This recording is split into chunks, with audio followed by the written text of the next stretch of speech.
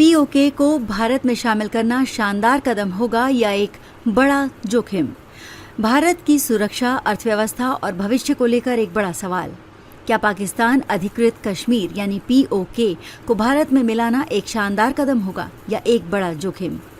इस क्षेत्र में मौजूद असीमित प्राकृतिक संसाधनों और सामरिक महत्व के पीछे छिपी हैं गंभीर सुरक्षा चुनौतियां और आर्थिक मुश्किलें।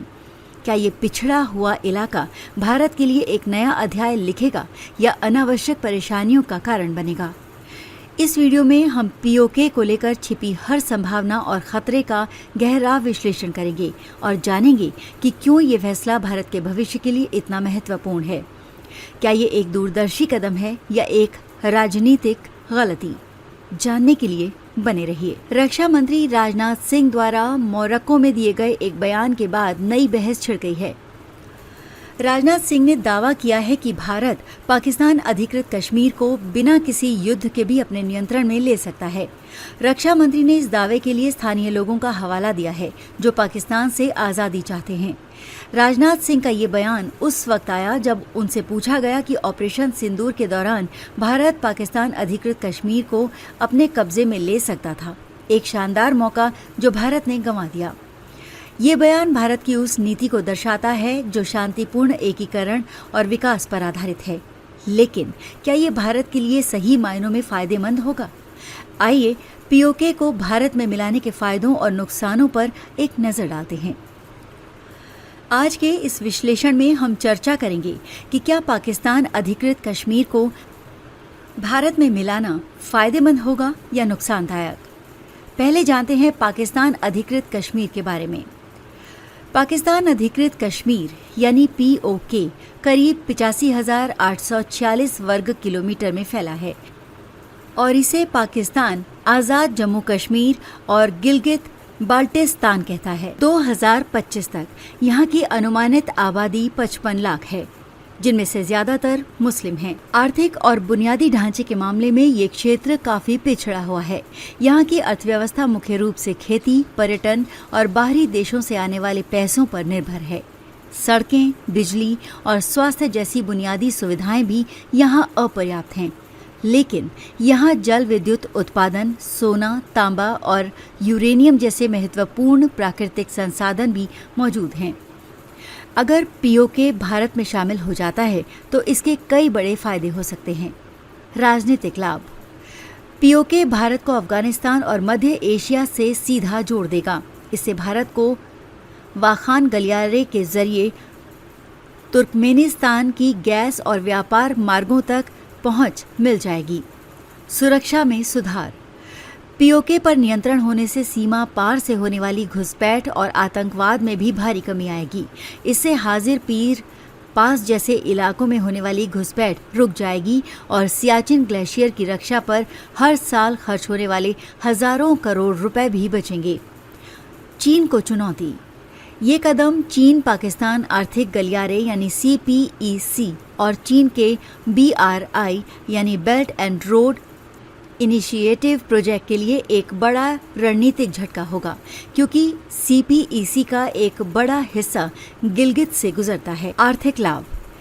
गिलगित बाल्टिस्तान में मौजूद जल विद्युत परियोजनाएं उत्तरी भारत की ऊर्जा जरूरतों को पूरा कर सकती हैं। इसके अलावा यहाँ के प्राकृतिक संसाधन जैसे सोना, तांबा और यूरेनियम भारत की अर्थव्यवस्था को मजबूती देंगे। पर्यटन का विकास। पीओके में K2 पर्वत और नौगांव झील जैसे प्राकृतिक स्थल हैं। इन्हें भारत के पर्यटन उद्योग में शामिल करने से जम्मू कश्मीर के पर्यटन को और बढ़ावा मिलेगा। पीओके को शामिल करने से कुछ गंभीर चुनौतियां भी सामने आ सकती हैं। आर्थिक बोझ। पीओके का बुनियादी ढांचा काफी कमजोर है। इसे विकसित करने के लिए भारत को अरबों रुपए का निवेश करना होगा। सड़कों, बिजली और शिक्षा पर होने वाला ये खर्च भारत की अर्थव्यवस्था पर दबाव डाल सकता है। सुरक्षा जोखिम। पीओके में बाहरी लोग जैसे पंजाबी और पठान बस गए हैं और यहाँ कुछ लोग भारत विरोधी भी हैं।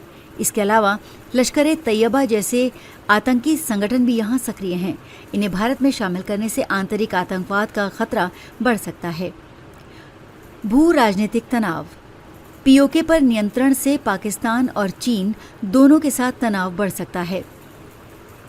चीन सीपीईसी के चलते इसे अपने हितों पर सीधा हमला मान सकता है। अंतर्राष्ट्रीय दबाव। संयुक्त राष्ट्र यानी यूएन पीओके को एक विवादित क्षेत्र मानता है। अगर भारत इसे जबरदस्ती मिलाता है तो अंतर्राष्ट्रीय समुदायों से प्रतिबंधों का सामना करना पड़ सकता है। कुछ लोग इस बात पर सवाल उठाते हैं कि क्या एक पिछड़े, अस्थिर और मुस्लिम बहुल क्षेत्र को भारत में मिलाना समझदारी है।